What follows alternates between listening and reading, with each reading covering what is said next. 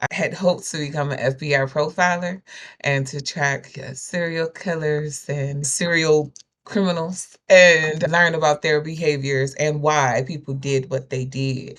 The joy factor is how we go about incorporating love, life, happiness, all things joyful into our everyday lives. Narrative therapy is the therapy used in order to rewrite, recorrect dialogue, narratives, words that aren't positive. Comes from our perspectives and our experiences. And sometimes those can be very negative. Right? Sometimes they can be very harsh, very harmful, very painful and traumatic. Narrative therapy helps shift that perspective by shifting how we tell our stories and therefore how we see ourselves.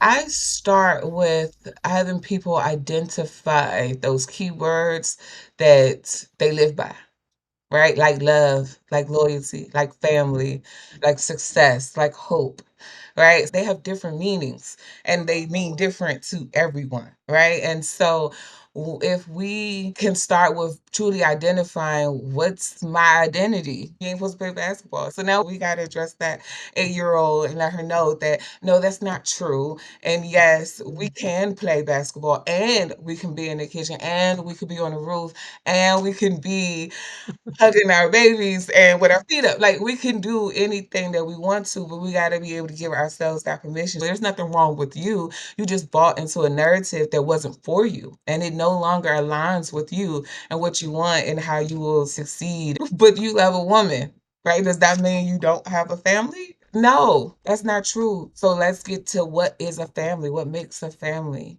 And so creating that, it does require shifts and separations when you've been taught one thing and now you have to believe something that is really aligned with you and then live that out loud. Give time, and you will get through. Emotions are so temporary, right? But if we act on these temporary emotions so quickly, we lose sight of like bigger picture. There's always a plan, there's always a reason for everything. When you want better, you got to make certain changes and it's going to be uncomfortable, but it has to be intentional. Why are you smiling? Because darn it, I'm alive and I am happy. Aren't you? I'm breathing. I'm upright. I'm walking. Nobody is crying over me. You know what I'm saying? I'm not in mourning.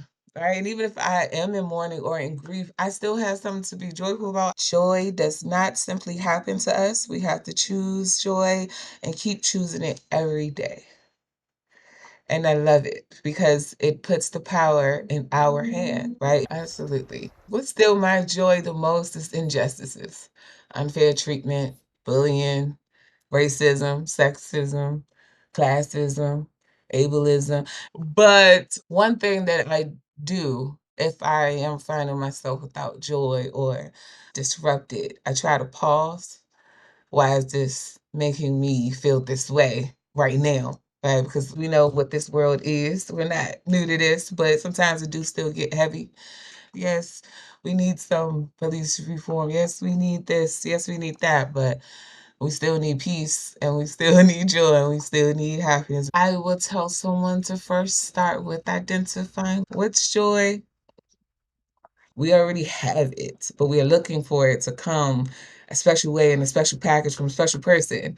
And it's like sometimes we just pause, identify what it is, and then look around. We might find that we had it all along. All right. Make sure you know what it is that you are seeking so that you're not just aimlessly wandering, taking every road to get there, because a road to nowhere is going to lead you just there.